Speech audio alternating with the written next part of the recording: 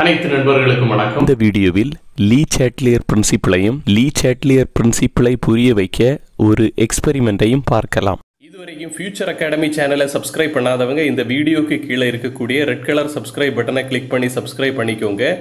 கூடவே அந்த பெல் பட்டனையும் கிளிக் பண்ணிக்கோங்க.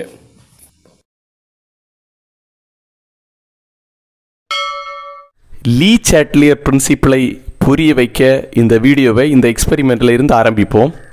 எக்ஸ்பெரிமெண்ட்டு செய்ய தேவைப்படக்கூடிய பொருட்கள்: ஒரு சோடா பாட்டில், அந்த பாட்டிலோட வாய்ப்பகுதியில் ஒரு பலூனை இறுக்கி டைட்டாக கட்டணும். அது கூட ஒரு பாத்திரம், அதில் கொஞ்சம் தண்ணி, ஒரு அடுப்பு. லீ சாட்லியர் பிரின்சிபிளை இந்த சைடில் போட்டிருக்கேன், அது ஒன்று பாருங்கள். அதை தமிழில் சொன்னால், ஒரு ஈக்குலிபிரியத்தில் இருக்கும் சிஸ்டத்தின் மீது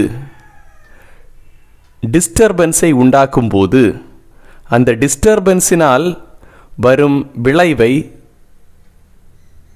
சமப்படுத்த அந்த ஈக்குலிபிரியம் வேறொரு திசையை நோக்கி நகரும். இதை நான் எக்ஸ்பிளைன் பண்ணுறேன். இதுதான் என்னுடைய சிஸ்டம். சிஸ்டம்னா என்ன, அதோட டைப்ஸ் என்ன அப்படிங்கிறத பற்றி ஒரு வீடியோ போட்டிருக்கேன். அந்த வீடியோவோட லிங்கை நான் டிஸ்கிரிப்ஷனில் கொடுக்குறேன், அதை பாருங்கள். இந்த பாட்டிலுக்கு உள்ளாடி இருக்கக்கூடிய காற்று தான் என்னுடைய சிஸ்டம். இது ஒரு சமநிலையில் இருக்குது. இதை நம்ம இப்போ டிஸ்டர்ப் பண்ண போகிறோம். டிஸ்டர்ப் பண்ணோன்னா என்ன, இதுக்கு உள்ளாடி டெம்பரேச்சரை சப்ளை பண்ண போகிறோம். அதாவது இதை சூடுபடுத்தினா போதும்.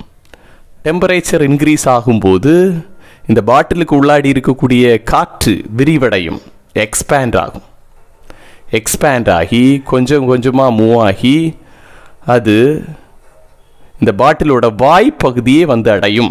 அப்போ ஒரு ஈக்குலிபிரியத்தில் இருக்கக்கூடிய ஒரு சிஸ்டத்தை நம்ம டெம்பரேச்சரை சப்ளை பண்ணி டிஸ்டர்ப் பண்ணுறோம். டிஸ்டர்ப் பண்ணும்போது அந்த ஈக்குலிபிரியம் அந்த விளைவை நல்லிஃபை பண்ணும் திசையை நோக்கி நகரும். இதுதான் லீ சாட்லியர் பிரின்சிபிள். இந்த வீடியோ உங்களுக்கு பிடிச்சிருந்தா உங்க நண்பர்களுக்கு ஷேர் பண்ணுங்க, சேனலை சப்ஸ்கிரைப் பண்ணுங்க, லைக் சப்போர்ட் பண்ணுங்க. நன்றி.